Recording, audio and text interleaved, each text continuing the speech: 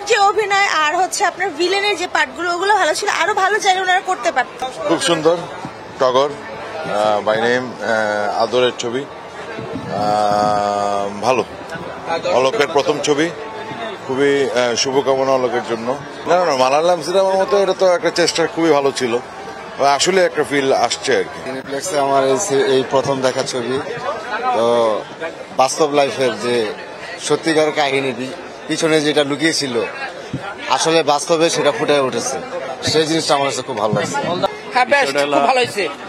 বিষয়টা হইল ছবিটা ভালো হয়েছে, কিন্তু পিছনে যে রাজাকার থাকে এই রাজাকারটা আপনার বাস্তবে সেটা প্রমাণ করে দিল যে আপন মানুষগুলা যে কিভাবে যে একটা আপন মানুষকে ক্ষতি করে, এই ছবিটার মাধ্যমে আমরা বাস্তবে সেটা প্রমাণ করি। ভালোই লেগেছে, অনেক সুন্দর ছিল মুভিটা।